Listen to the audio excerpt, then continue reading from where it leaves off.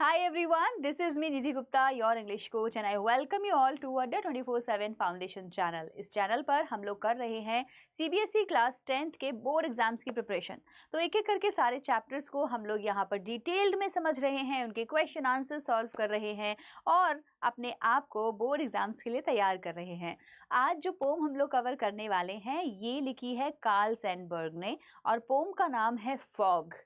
कुछ इतना familiar word है ये बच्चों कि हम सबको इसके बारे में ऑलरेडी पता है, राइट। तो हम सब ने फॉग देखा है। विंटर सीजन में हम जब सुबह उठते हैं, अपनी बैल्कनी से बाहर देखते हैं या रोड पर जाते हैं और देखते हैं तो फॉग दिखाई देता है। इस फॉग की डेंसिटी कभी कभी इतनी ज़्यादा खतरनाक होती है कि आपको रास्ते में सामने कुछ नहीं दिखता, वाइट वाइट दिखाई देता है, राइट। तो इसी फॉग के ऊपर कार्ल सैनबर्ग ने एक पोम बनाई है। अब ये जो पोम है ये बहुत बड़ी नहीं है, बहुत छोटी सी एक ही स्टेंजा की पोम है, लेकिन एक ही स्टेंजा में इन्होंने फॉग के बारे में हमें काफ़ी कुछ बता दिया है और फॉग को कंपेयर भी किया है किसी से। आप अगर इमेजिन करेंगे तो फॉग को आप भी एक्चुअली कंपेयर कर सकते हैं। तो चलिए एक फटाफट से हम लोग एक्सरसाइज करते हैं। I want every one of you to compare fog with something. देखो, जिसने पोम पढ़ ली है और उसको पता है कि फॉग को किस एनिमल से कंपेयर किया गया है, तो आप उसका आंसर नहीं देंगे। आप अपने माइंड में इमेजिन करिए कि क्या फॉग को कंपेयर करने के लिए आपके पास में कोई एनिमल है। अगर है तो बताइए मुझे चैट सेक्शन में कि आप फॉग को किससे कंपेयर करते हैं। ओके, अब जैसे इस पोम के अंदर फॉग को कंपेयर किया गया है कैट से, है ना। अब मैं अगर कैट के बारे में सोचूं तो मैं सच में इन दोनों को काफ़ी अच्छे से सिमिलैरिटीज़ इन दोनों में ढूंढूंगी। कैट, जो वाइट कलर की कोई कैट होगी ना, फरी फरी सी, आप नोटिस करेंगे वो फॉग जैसी ही लगेगी आपको देखने में, और इनकी जो कैरेक्टरिस्टिक्स हैं वो तो सिमिलर है ही है। उनके बारे में तो हम इस चैप्टर में पोम के अंदर वैसे भी पढ़ने वाले हैं, ठीक है। तो अभी हम आज की वीडियो में क्या करेंगे, जो फॉग हमारी पोम है इसके बारे में पढ़ेंगे। डिटेल एक्सप्लेनेशन रहेगी, मैं पोएटिक डिवाइसेस बताऊंगी, कुछ डिफिकल्ट वर्ड्स आपको लगेंगे तो उनके मीनिंग भी बताऊंगी, और अबाउट द पोइट जैसा कि हमारे लिए बहुत ज़्यादा इंपॉर्टेंट है वो हम यहाँ कवर करेंगे। क्वेश्चन आंसर्स नेक्स्ट वीडियो में आएंगे, ठीक है। चलो, तो फॉग के बारे में थोड़ा सा जिक्र कर लेते हैं और मैं आपको पोम भी दिखा देती हूँ कि पोम दिखती कैसे है। जो फॉग है मेजरली, देखो ये पोम है आपकी बच्चों, ये this is the poem, you can see a cat here. अब आप इसको कैट बोलिए, आप इसको फॉग बोलिए, जो भी बोलना है आप इसको बोल सकते हैं। और ये आपकी 1 2 3 4 5 6 लाइन्स की पोम है। स्टेंजा इसको एक ही बोलेंगे, ठीक है। 1 स्टेंजा 6 लाइन्स की आपकी पोम है। अब फॉग अगर आपने कभी नोटिस किया है विंटर सीजन में, जब आप बाहर गए हैं कहीं निकल कर, तो फॉग में आपको कैसा लगेगा? गर्मी तो नहीं लगेगी, ठंडा ठंडा लगेगा। क्यों?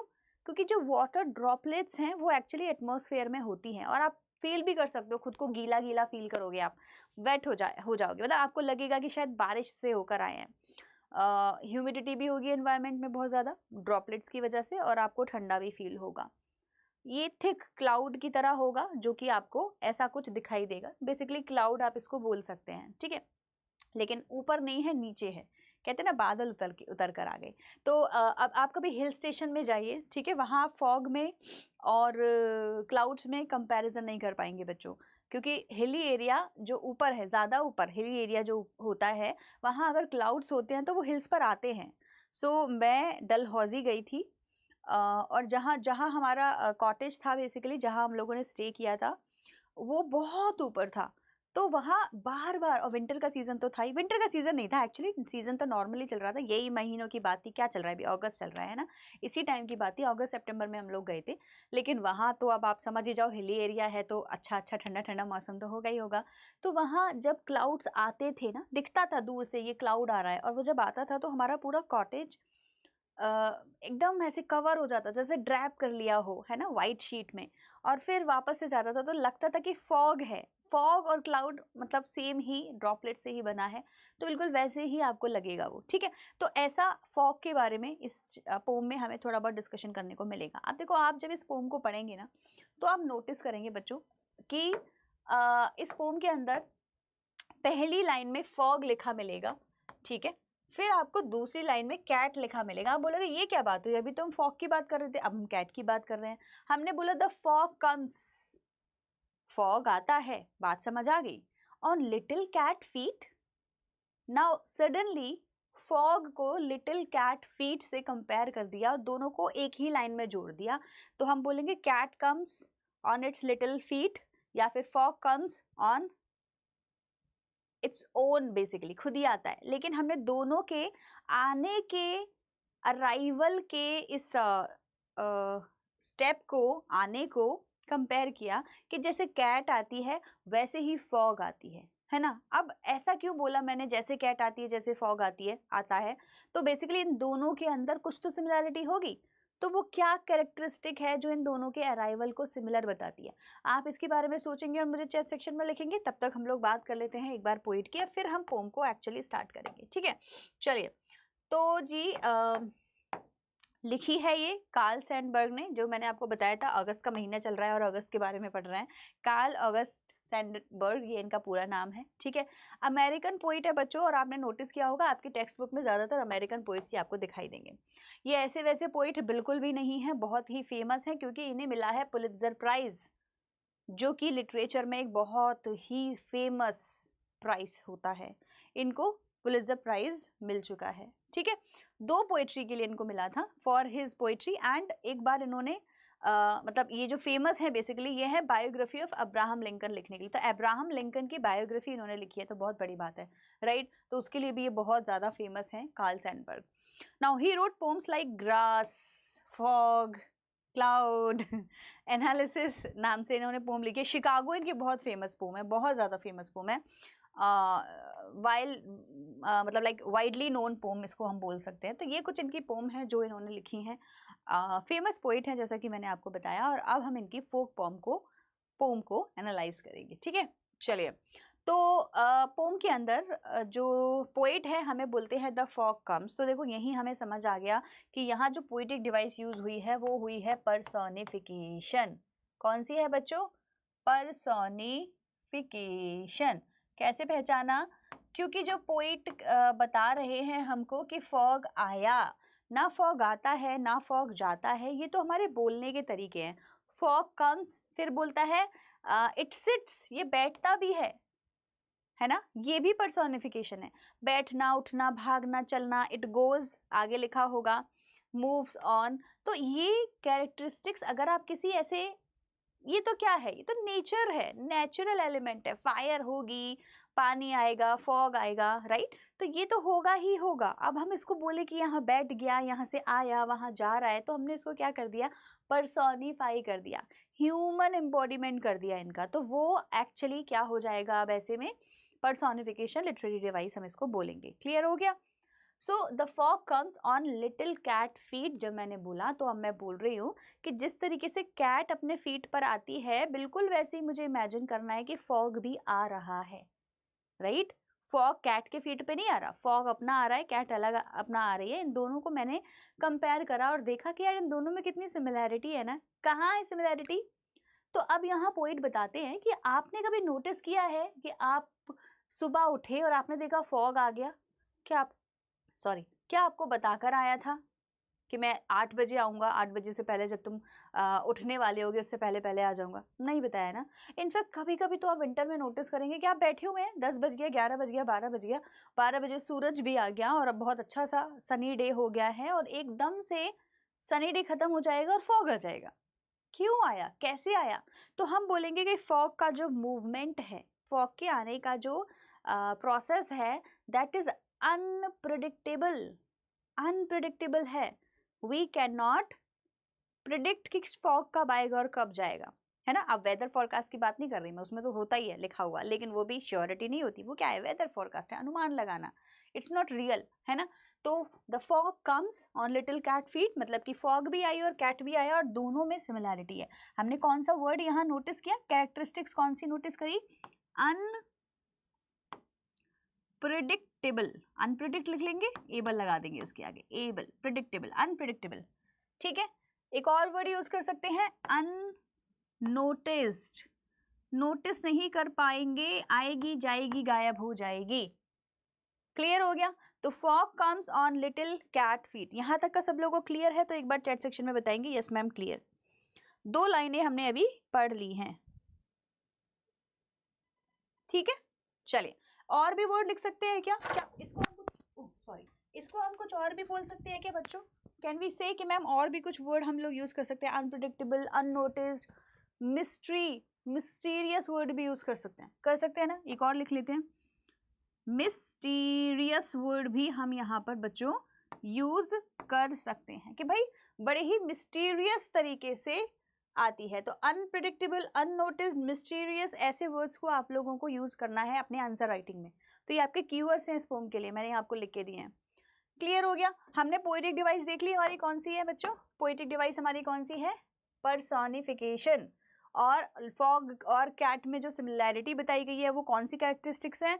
बोला है अनप्रेडिक्टेबल है, बोला है अननोटिस्ड है, बोला है थोड़ा थोड़ा मिस्टीरियस है। मिस्टीरियस है, आप कैट की आईज में कभी आप देखो आपको बड़ा मिस्ट्री सी लगेगी। मिस्टीरियस क्यों है भाई? जो प्लान्ड नहीं है, जो हमें समझ नहीं आ रहा, वो हमारे लिए मिस्ट्री है ना, तो वो हमारे लिए मिस्ट्री हो गई, मिस्टीरियस हो गया।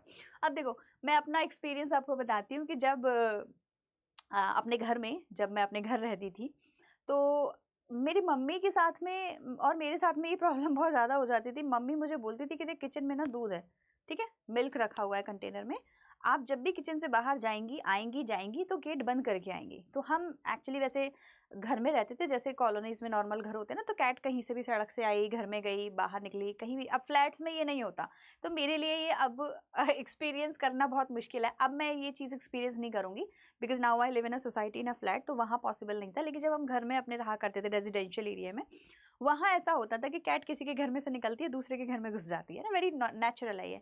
सो मम्मी मुझे बोला करती थी कि बेटा आप किचन जाएंगे और आएंगे तो बंद ज़रूर कर देंगे आज से। आई वॉज लाइक ठीक है। कैट नहीं होती थी, दूर दूर तक नहीं होती थी, और मुझे लगता था कि कहाँ से कैट आएगी, नहीं आएगी, क्यों आएगी, आ ही नहीं सकती।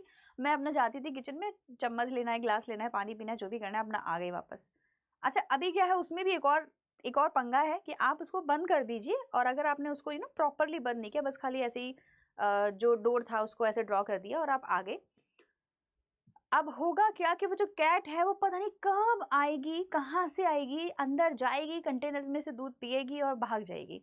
फिर हम अंदर जाएंगे, देखेंगे इस पे से मलाई कहाँ गई, होता है ना मिल्क के ऊपर मलाई जम जाती है, तो मैंने कहा मलाई कहाँ गई, वो तो है ही नहीं। तो क्या हुआ, कैट आके पी गई मतलब की। तो जो बिल्ली होती थी वो आती थी और दूध पी जाती थी, तो मुझे बहुत डांट पड़ती थी। तो ये मेरे साथ में बहुत हुआ, इसीलिए मैं ये बहुत अच्छे से बोल सकती हूँ कि हाँ, कैट का आना, इसका जो मूवमेंट है वो बिल्कुल भी प्रेडिक्टेबल नहीं है बच्चों। आपको 5 मिनट में जस्ट आप अपना पानी पी के ग्लास से पानी पी के किचन को, मतलब जस्ट आप 5 मिनट में निकलेंगे, इतनी देर में वो आके अपना काम करके चली जाएगी, एज इफ कि शी इज वेटिंग कि जल्दी से मुझे गेट खुला मिले किचन का और मैं पानी पीऊँ, आई मीन दूध पीऊँ और भाग लूँ। तो मतलब ये होता है, तो इसीलिए मिस्टीरियस भी बोलेंगे, अनप्रेडिक्टेबल भी बोलेंगे, और अननोटिस, आप नोटिस कर ही नहीं सकते उसको, आप उसको नोटिस कर ही नहीं पाएंगे कि कैट कब आई और कब चली गई, सिंपल एज दैट। क्लियर है, यहाँ तक आपको सब समझ आ गया? आप देखिए आगे बढ़ते हैं। अब पोइट ने पहले तो यहाँ बताया कि पोम के अंदर फॉग एंड कैट आई। अब पोइट बोलता है it sits looking over harbour in city, मतलब कि यहाँ पोइट बोल रहा है कि जब कैट आती है तो वो आके बैठ भी जाती है कभी कभी। अब ये भी मैंने एक्सपीरियंस किया हुआ है, मेरी मेमोरीज में ये है कि जब हम लोग टीवी देख रहे होते थे तो पता नहीं कहाँ से एक कैट आती थी और आके बैठ जाती थी, और ये वही कैट्स होती हैं जो एक्चुअली बहुत ज़्यादा डोमेस्टिक सी हो जाती हैं, पेट हो जाती है, रहती किसी एक के घर में नहीं है, लेकिन ये 4-5 घरों में जाती है ज़रूर। उन्हीं में से एक कैट हमारे घर में भी आती थी। तो अभी वो आती थी और आके बैठ जाती थी अब जस्ट हमारे बराबर में, और टीवी देख रही है, और एकदम से देखते थे और ये कब आई है, और वो आराम से बैठी है, बिकॉज उसको रियलाइज़ हो गया है बहुत होमली यहाँ एनवायरनमेंट है, और मैं आती हूँ और अपना आके देख के चली भी जाती हूँ। रेट्स पकड़ने आती थी, चूहे भी देखने आती थी, कभी कभी चूहे भी होते थे हम लोग के घरों में, तो वो पकड़ के ले जाती थी, और दूध भी पीने आती थी, ठीक है। तो उसका आना, आके बैठना भी कंपेयर किया गया है फॉग से, कि जिस तरीके से फॉग आता है और पूरे हार्बर पे, अब यहाँ हमारे घर में, आपके घर में हार्बर इतनी ईजिली नहीं मिलेगा, जो भी है ना, ऐसा कोई एरिया जिसके घर के आसपास कोई हार्बर हो, कोई नदी हो, चलो ठीक है, या कोई ऐसा एरिया रहेगा तो वो कोस्टल एरिया, तो वो इसको फील कर पाएगा, अदरवाइज हमारे लिए नहीं है ये। तो हम इतना इमेजिन कर सकते हैं कि हमारे घर के चारों तरफ और अड़ोसी के घर में, पड़ोसी के घर में, पूरे रोड पर हम देखेंगे फॉग फॉग फॉग है, तो उसको बोलेंगे फॉग का बैठना, अगेन पर्सोनिफिकेशन, ठीक है। तो जैसे फॉग बैठा ऐसे ही कैट भी आकर चुपचाप बैठ जाती है। कैसे बैठती है, बैठने का तरीका क्या है, हॉन्चेस पर बैठती है। हॉन्च क्या होता है, आपका जो बॉटम एरिया होता है बॉडी का, उसको हॉन्चेस बोलेंगे, ठीक है, थाइज से लेके हिप्स तक का एरिया। तो जब हम नीज पर बैठते हैं ना, अपने नीज पर, तो उसको हॉन्चेस पर बैठना बोलते हैं। नीज बेंड करके जब आप बैठोगे, अगर आपको आसन या योगा के बारे में पता है तो इसको वज्रासन बोलते हैं जब हम ऐसे बैठते हैं, ठीक है। तो इसी तरीके से कैट को बैठने की आदत है, तो कैट भी आके बैठ जाएगी और उसको हम इमेजिन करेंगे कि जब हम कभी फॉग देखेंगे तो बोलेंगे बिल्कुल ऐसे बैठा हुआ है जैसे कैट अपने हॉन्चेस पे आकर बैठ जाती है। क्लियर हो गया। सो क्या हुआ, जो आपकी फॉग है वो आता है, आकर क्या करता है, हार्बर को देखता है, पूरे सिटी को, और अपने हॉन्चेस पर साइलेंटली बैठ जाता है। बिल्कुल वही जो मैंने आपको अभी बताया कि हम लोग टीवी देख रहे होते थे और कैट आती थी साइलेंटली आकर। अच्छा, यहाँ पे हमें एक और वर्ड मिल गया, in unnoticed, unpredictable, mysterious and silently. Silently ये भी मिल गया आपको, ठीक है जी। तो साइलेंटली आकर बैठ जाती है, ये लिखा हुआ है आपका साइलेंटली, यहीं से मैंने ले लिया है, ठीक है। एंड देन मूव्स ऑन, और फिर चली भी जाती है। जैसे फॉग आया और चला गया, तो आप देखोगे कि कभी कभी आप बाहर बैल्कनी में खड़े हो, फॉग आता है, आएगा आएगा आएगा चला जाएगा। इसी तरीके से कैट आई, अपना आई, बैठी, बैठ के चली गई। प्रोसेस है, इट्स अ प्रोसेस। फॉग आएगा और जाएगा। तो क्या सीख रहे हैं हम इस पोम के अंदर? कैट के आने का तरीका और जाने का तरीका, कैट से उसको कंपेयर करने, फॉग से कंपेयर करने का तरीका, हाँ बिल्कुल। इसके अलावा थीम क्या निकली इस पोम की, वो भी समझने वाली चीज़ है। तो इस पोम की जो मेजर थीम है ना बच्चों, वो है change. The only thing in the life which is constant is change. Change is constant, मतलब कि एक ही चीज़ है जो हमेशा होगी, जो हट नहीं सकती, ख़त्म नहीं हो सकती, वो है चेंज। चेंज तो होगा ही होगा। तो अगर हम फॉग को कंपेयर करें अपने टाइम से, फॉग को हम अपना टाइम समझें, अगर टाइम मतलब जो हमारे साथ हो रहा है, तो हम बोलेंगे फॉग, मान लीजिए फॉग को अभी मैंने बोला बैड टाइम्स, ठीक है। मेरा कहते हैं ना बुरा समय चल रहा है, तो मेरा खराब समय आज चल रहा है और कल चला जाएगा। वैक्सिंग एंड वेनिंग हम लोग की लाइफ के फेजेस होते हैं, आते हैं जाते हैं। खराब समय आता है, गुड टाइम्स आते हैं, बैड टाइम्स आते हैं, राइट। तो ये आना जाना चला रहता है। अच्छा समय है, ये भी चला जाएगा, फिर बुरा समय है, आएगा, वो भी चला जाएगा। तो ये चेंज बता रहा है फॉग, कि जिस तरीके से फॉग आता है और चला जाता है, इसी तरीके से परेशानियां आती हैं और चली जाती हैं, डिफिकल्टीज आती हैं, हम उनको सॉल्व कर लेते हैं और हम नॉर्मल हो जाते हैं। ये चेंज हम यहाँ सीख रहे हैं। दूसरा हमने क्या सीखा, नेचर। दूसरी थीम क्या है हमारी पोम की, नेचर। कि नेचर के अंदर छोटे छोटे इतने सारे मिरेकल्स होते हैं। मेरे को ध्यान है, ये चीज़ मैंने कहीं पढ़ी थी और मुझे बड़ी अच्छी लगी।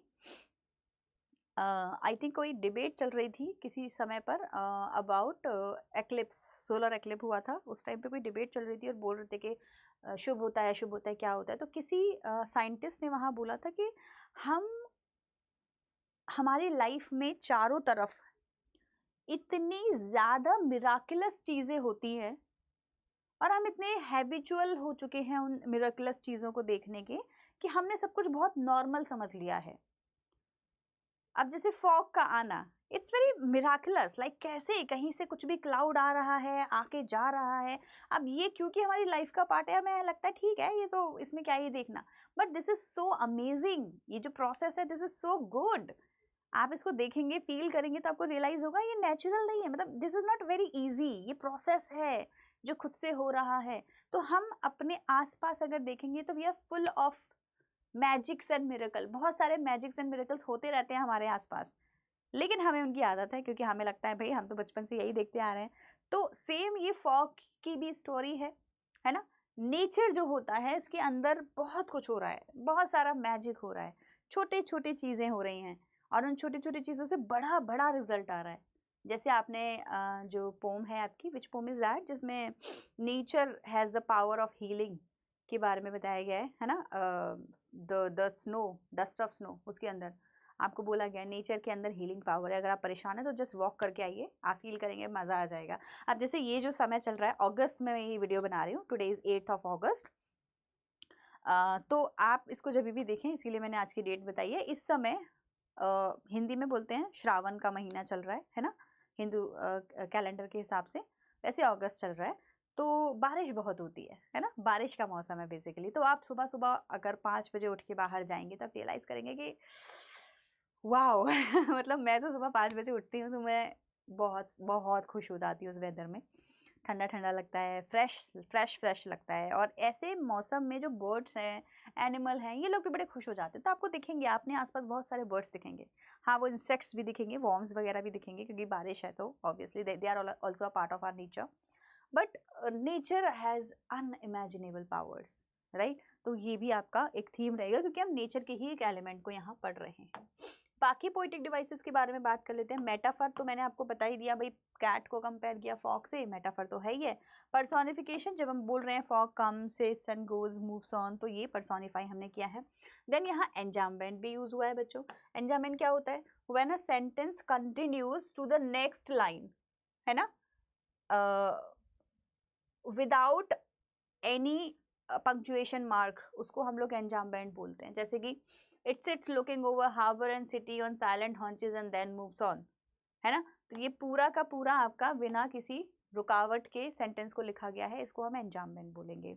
अच्छा, इसके अलावा अगर आप इस पोम के अंदर राइमिंग स्कीम ढूंढने की कोशिश करेंगे, आपको नहीं मिलेगी। ट्राई करें। Comes, feet, looking city, looking city, feet, comes, किसी से मैच नहीं हो रहा। हॉन्चेस, कम्स एंड हॉन्चेस, यहाँ आके ए बन रहा है, and on, feet, looking city, haunches, on, कुछ भी नहीं है भाई, सब कुछ डब्बा गोल है बच्चों। मतलब एक भी राइमिंग स्कीम इसमें नहीं बन रही है, इसीलिए हम इसको बोलते हैं फ्री वर्ड्स। क्या बोलते हैं? Free words. फ्री वर्ड्स का मतलब ये होता है, मैं वर्ड्स बना देती हूँ उसको। फ्री वर्ड्स का मतलब ये होता है कि आपकी जो पोम है that is free from any bondage. Like आपको ज़रूरत नहीं है इस वर्ड को इससे मिलाने की, इस वर्ड को इससे मिलाने की, कोई राइमिंग स्कीम बनाने की जरूरत नहीं है, कोई राइमिंग वर्ड्स की जरूरत नहीं है। मैं अपनी बात को बोलना चाहती हूँ, मुझे कोई पोएम में राइम बनाना नहीं पड़ेगा। मतलब कहते हैं ना, वो होना चाहिए, लास्ट में दो वर्ड्स हैं, रोज एंड गोज, ऐसा राइमिंग वर्ड्स बनने चाहिए। तो ये फ्री वर्ड्स में इसकी ज़रूरत नहीं होती। तो जिस पोम के अंदर कोई राइमिंग स्कीम नहीं बनती है, उसको हम बोलते हैं वो फ्री वर्ड्स में है। तो ये जो हमारी पोम है, ये फ्री वर्ड्स में बनेगी। तो हमने देखो पोएटिक डिवाइसेस इसकी डिस्कस कर ली, हमने इसकी राइमिंग स्कीम डिस्कस कर ली। ये मैं आपको ऑलरेडी बता ही चुकी हूँ कि पोम बस एक ही स्टैंजा की और इतनी ही छोटी है। थीम की जब मैं आपको बात कर रही थी, तो मैंने आपको क्या बताया? मैंने आपको 3 थीम यहाँ पर बताई हैं। एक आपके लिए क्या है? सबसे बड़ी बात, चेंज। चेंज तो होगा ही होगा। नेचर बहुत पावरफुल है, ये मैंने आपको बता ही दिया। नाउ आपको दिखाई दे रहा होगा यहाँ पे होप। होप कब आएगी बच्चों? होप का क्या मतलब है? Change is hope. चेंज ही तो होप है। मान लीजिए वही वेट टाइम्स जो मैंने लिखा था कि मेरा समय खराब चल रहा है ना, तो मेरे अंदर क्या है, कैसे फील, कैसे अपने आप को कॉन्फिडेंस दिलाऊं कि लाइफ इतनी भी बुरी नहीं है। तो मैं अपने आप को बोलूँगी कोई बात नहीं, देयर इज अ होप कि चेंजेस लाइफ में होते रहते हैं, तो अभी खराब समय है, अच्छा आएगा। तो फॉग एक होप की तरह आपकी लाइफ में आता है ना। मान लीजिए आप बहुत ही डिप्रेस्ड फील कर रहे हैं, एकदम से फॉग आएगा, आपको होप देगा कि हाँ कुछ अच्छा होगा। तो होप भी इस पोम के अंदर आपको दिखाई देगी। आप इसको आप किसी भी तरीके से समझ सकते हैं। आप ये भी बोल सकते हैं कि आपके पास में फॉग की तरह डिफिकल्टीज बहुत सारी आई और चली गई, है ना। और मतलब बहुत सारी डिफिकल्टीज आई और यही है, फॉग अपना आके सिट कर गया है, बट आपको क्या रहेगा, एक होप रहेगी कि ये आया है, जाएगा तो जरूर। इसी तरीके से हमको अपनी लाइफ में भी सोचना चाहिए, जो भी प्रॉब्लम आई है, बैठी है, जाएगी तो जरूर। जैसे फॉग चला जाएगा, ऐसे ही ये भी चली जाएगी, क्योंकि कुछ भी ऐसा है ही नहीं जो कंटिन्यूअसली एक ही जगह बना रहे। जो बना रहता है वो है चेंज। मतलब कि चेंज ही है जो लाइफ का सत्य है, सच है, ट्रुथ है, अल्टीमेट ट्रुथ है। चेंज होना ही होना है। दिन होगी रात होगा, दिन होगी रात होगा। विंटर के जो जितने भी जो सीजन है, विंटर समर, सब जाएंगे आएंगे, जाएंगे आएंगे। तो चेंज नहीं होगा तो दुनिया खत्म हो जाएगी। तो जब हर एलिमेंट में चेंज है, बड़ी बड़ी चीज़ों में चेंज है ना, हर चीज़ घूम रही है, तो फिर आपकी जो डिफिकल्टी आई है उसमें ऐसा क्यों फेस करते हो कि बस अब तो गए हम, अब यही लास्ट है? नहीं, ये भी जाएगा। This is the hope, right. Fog को देख के होप आती है। तो hope, change and nature, these are the important theme of this poem. अब इसकी जो नेक्स्ट वीडियो में हम लोग जब भी मैं बनाऊंगी, उसमें हम लोग करने वाले हैं इसकी क्वेश्चन आंसर्स एंड एक क्विज भी करेंगे। तो क्विज एंड क्वेश्चन आंसर्स का वीडियो जरूर से देख लेना। I will see you in that video. Now till then, bye everyone and take care.